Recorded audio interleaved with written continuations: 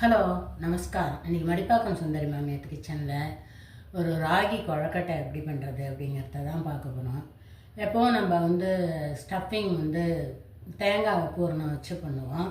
இந்த தடவை வித்தியாசமாக வேர்க்கடலை அது உள்ளே வச்சுட்டு ராகி கொழக்கட்டை பண்ணலாம். இது மாதிரி ஸ்கூல் விட்டு வர குழந்தைங்களுக்கு பசியோடு வறுத்து இது போல் செஞ்சு கொடுத்தோன்னா நல்லா ஹெல்த்தியாகவும் இருக்கும், பசியும் அடங்கிடும். எப்போவும் அரிசியை வச்சே பண்ணாமல் இது போல் வித்தியாசமாக பண்ணி கொடுக்கலாம். சுகர் இருக்கிறவா கூட இதை சாப்பிடலாம், ஒன்றும் பண்ணாது. இந்த வேர்க்கடலை வாசனையோட அந்த கொழக்கட்டை சாப்பிட்றதே நல்ல டேஸ்ட்டாக இருக்கும். வாங்க இப்போ எப்படி பண்ணுறதுங்கிறத பார்க்கலாம்.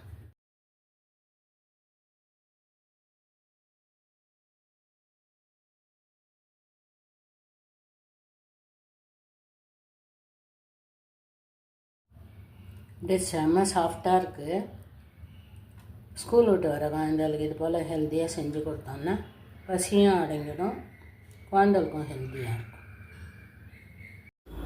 இந்த சின்ன டம்ளரால் ஒரு டம்ளர் வேர்க்கடலை எடுத்துக்கலாம். இப்போ ஸ்டவ் ஆன் பண்ணிவிட்டு அடுப்பை சிம்மில் வச்சுட்டு இந்த வேர்க்கடலையை நல்லா செவக்க வறுத்துக்கலாம். வறுத்த கடலையை வாங்கி பண்ணுறதா இருந்தால் கூட பண்ணலாம். அதை விட நம்மளே வறுத்து பண்ணுறதே இன்னும் நல்ல வாசனையாக டேஸ்ட்டாக இருக்கும். இந்த அளவுக்கு செவக்க வறுத்தா தான் உள்ளெல்லாம் நல்லா வறுபட்டுருக்கும். இது இப்படியே ஆறட்டும். ஒரு வானலில் ஒரு ஸ்பூன் நெய்யை விட்டுட்டு 3 ஸ்பூன் அளவுக்கு தேங்காய் துருவல் போட்டுக்கலாம். அடுப்பை சிம்மில் வச்சுட்டு அந்த தேங்காயையும் கொஞ்சம் ஈரம் போக நல்லா ஓரளவு வாசனை வர அளவுக்கு வறுத்து எடுத்துக்கலாம்.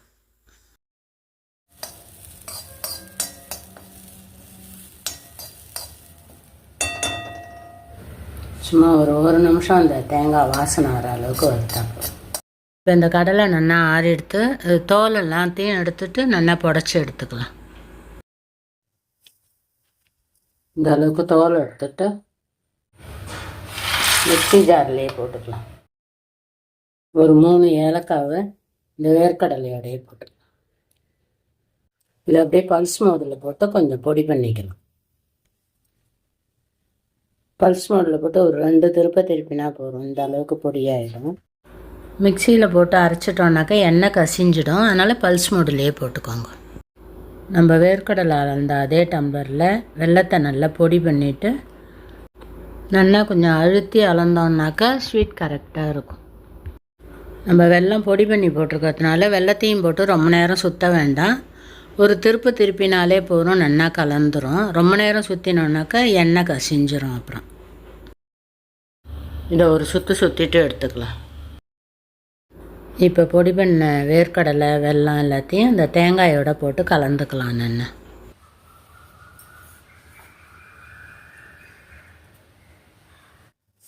போட்டுட்டு இதை நல்லா கலரிக்க.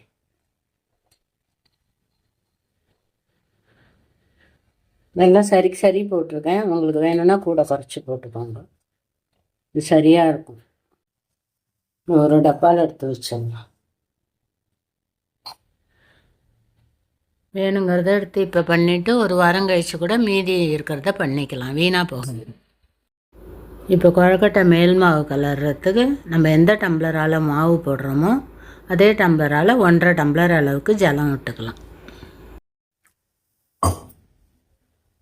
1.5 டம்ளர் தண்ணி விட்டுருக்கேன்.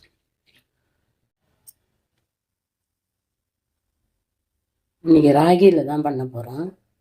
ராகி மாவு 3/4 கப்பு கிட்டத்தட்ட. இது ஃபுல்லாக ஆகிற அளவுக்கு அரிசி மாவு. சும்மா 1 ஸ்பூன் அளவுக்கு தான், சும்மா அந்த சேர்ந்து வரதுக்காக. இதில் கொஞ்சோண்டு உப்பு, ஒரு சிட்டிகை, 1 ஸ்பூன் அளவுக்கு நெய் விட்டுண்டு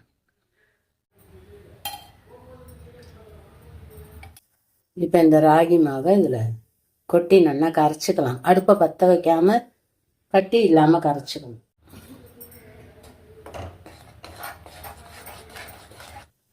இப்போ ஸ்டவ் ஆன் பண்ணி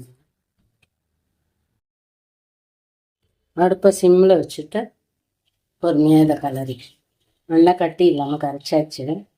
இப்போ வெந்நீரில் போட்டோன்னா கட்டியாக ஆகிடும். அடுப்பு சிம்மிலேயே வச்சு கலரணும், இல்லாட்டாக்கா அடி பிடிச்சிரும். அதனால் சிம்மில் வச்சு கலரத்தை ஒத்தாப்பில் வந்துடும். 1 நிமிஷம் கலர்னாலே போகிறோம், நல்ல கெட்டியாகிடும்.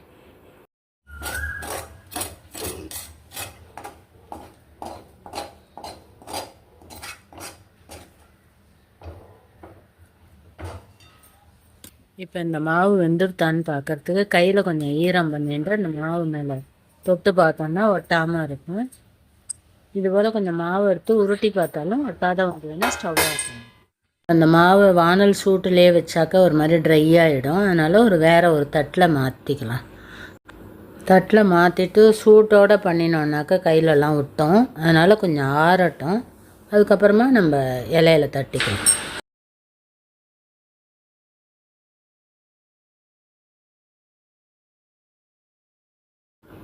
இப்போ நல்லா ஆறிடுத்து அந்த மாவு. கொஞ்சம் நெய்யை கையில் தொடிச்சுன்ட்டு அந்த மாவை நல்லா இழுத்து பிசைஞ்சுக்கலாம். கட்டி இல்லாத இழுத்து பிசைஞ்சிட்டு தட்டுறதே நல்ல சாஃப்டாக வரும். இப்போ அந்த மாவுலேருந்து ஒரு எலுமிச்சங்காய் அளவுக்கு மாவு எடுத்துட்டு கொஞ்சம் நெய்யை இலையில தடவிட்டு அதில் பரத்திக்கலாம். அந்த மாவை ரொம்ப மெல்லிசாக தட்டாமல் ஓரளவு திக்காக தட்டிக்கோங்க. அப்போ தான் சாப்பிட்றதே இந்த மேல் மாவு பூர்ணம் எல்லாம் கரெக்டாக இருக்கும். இல்லாட்டா ரொம்ப ஓவர் ஸ்வீட்டாக ஆகிடும். இந்த அளவுக்கு மாவை தட்டிட்டு அதில் ஒரு 1லேருந்து 1.5 ஸ்பூன் அளவுக்கு பூர்ணத்தை எடுத்து வச்சுக்கலாம். சென்டராக பார்த்து வச்சுக்கோங்க. ஓரங்களில் பூர்ணம் இருந்ததுனாக்கா மடிக்கிறதே ஒட்டாமல் போயிடும். அதனால் கொஞ்சம் சென்டராக பார்த்து வச்சுட்டு அது அப்படியே இந்த வீடியோவில் காமிக்கிற மாதிரி இலையோடு சேர்த்து மடித்து விட்டுடலாம். சொப்பு பண்ண தெரியாத சின்ன குழந்தைகள் கூட இது போல் ஈஸியாக பண்ணிடலாம். இதே போல் அரிசி மாவுலேயும் பண்ணலாம். வாழை இலை வாசனையோடு இந்த கொழுக்கட்டை சாப்பிட்றதுக்கு நல்ல டேஸ்ட்டாக இருக்கும். மடக்கி வச்சுருக்கிற இலையோடு நம்ம இட்லி தட்டில் வச்சு வேக விட்டுக்க வேண்டியது தான். ரொம்ப ஈஸியாக பண்ணிடலாம். இதே போல் மீதி இருக்கிற எல்லா மாவையும் எடுத்து நம்ம இலையில தட்டி ஒரு 4-5 வச்சு வேக விட்டு எடுத்துக்க வேண்டியது தான்.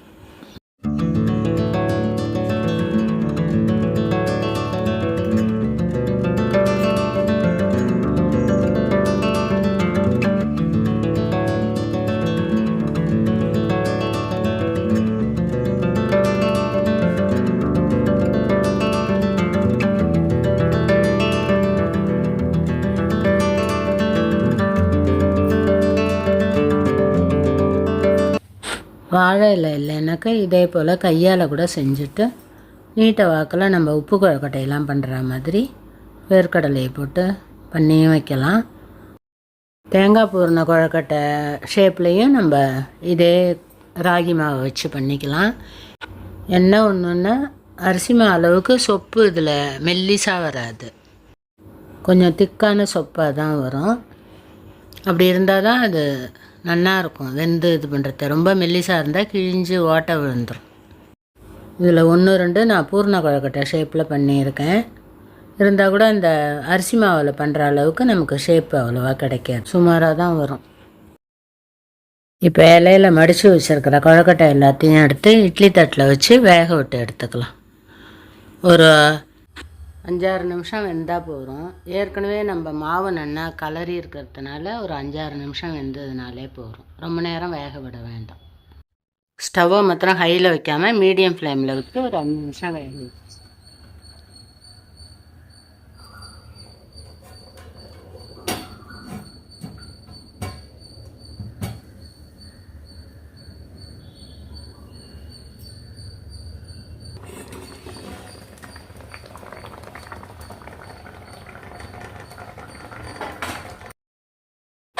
இப்போ நல்லா வெந்தெடுத்து கொழுக்கட்டையை பார்த்தாலே தெரியுது. நல்லா ஷைனிங்காக இருக்குது பார்க்குறதையே.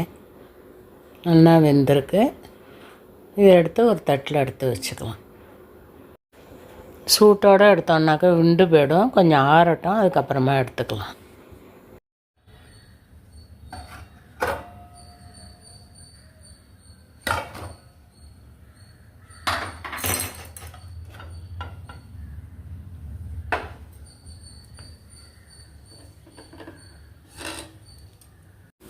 இதே போல் மீதி இருக்கிற எல்லா கொழுக்கட்டையும் வேக விட்டு எடுத்துக்கலாம்.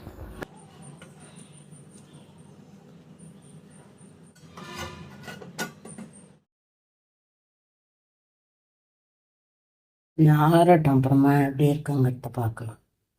இப்போ எல்லா கொழுக்கட்டையும் நல்லா ஆறி எடுத்து கொழுக்கட்டையும் ரெடியாக எடுத்து கொழுக்கட்டை வித்தியாசமான டேஸ்ட்டில் வாழை இலை வாசனையோட வேர்க்கடலை டேஸ்ட்டில் செம சூப்பராக இருக்கும். நீங்களும் செஞ்சு பார்த்துட்டு எப்படி வந்ததுங்கிறத கமெண்ட்டில் சொல்லுங்கள். அப்படியே செம்ம சாஃப்டாக இருக்குது. ஸ்கூல் விட்டு வர குழந்தைகளுக்கு இது போல் ஹெல்த்தியாக செஞ்சு கொடுத்தோன்னா பசியும் அடங்கிடும், குழந்தைகளுக்கும் ஹெல்த்தியாக இருக்கும். இந்த வீடியோ உங்களுக்கு பிடிச்சிருந்தா லைக் பண்ணுங்க, ஷேர் பண்ணுங்க, சப்ஸ்கிரைப் பண்ணுங்க. தேங்க்யூ ஃபார் வாட்சிங்.